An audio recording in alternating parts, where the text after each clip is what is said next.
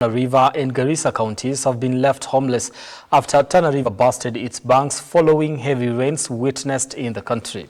Now, more than 50 households, schools and churches have also been affected. Residents are now calling on the government to come to their aid as they are stirring a disease outbreak due to poor hygiene conditions. As the weatherman warns of more rains across the country in the coming days,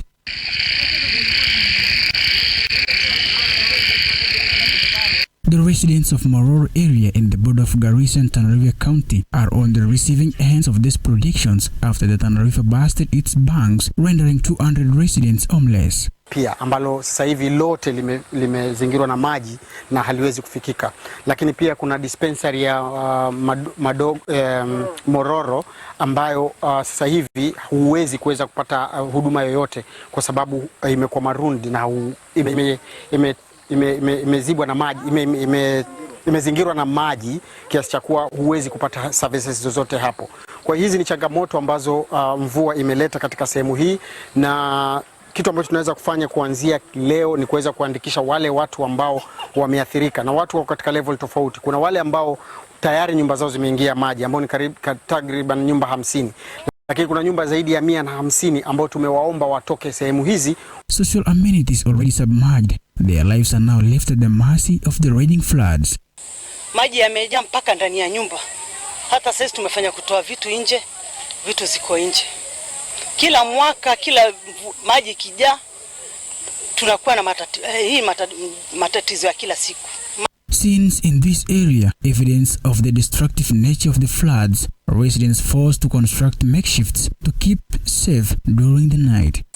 Wakati maji ilikuja, mimi ni single mother, nilikuwa Garissa kwenda kutafutia watoto, kuja nimepata maji mingi kwa nyumba. Hatari ni kuwa tu tunaogopa hii maji inaweza kuwa na mamba watuingilie kwa nyumba. Hata usiku tuliogopa kulala kwa nyumba, tulala kwa hii mlima. Tumekesha hata tujalala. Tana River Basin is the second most flood-affected area after Budalangi, where now the residents are urged by the Kenya Red Cross Team Coastal Strip Manager Hassan Musa to vacate to higher grounds. Takriban nyumba 50, lakini kuna nyumba zaidi ya 150 ambao tumewaomba watoke sehemu hizi waende sehemu za juu. Ikiwa wataweza kutoka sehemu hizi kwenda sehemu za juu, ina maana kwamba ni lazima wapate huduma za shelter ama matonobari ya kuweza kufanya waweze kuishi katika maisha mazuri.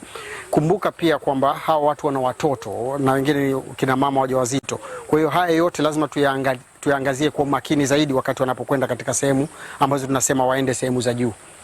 The residents are now compelled to construct their feeble temporary houses and homesteads at Baraka playgrounds.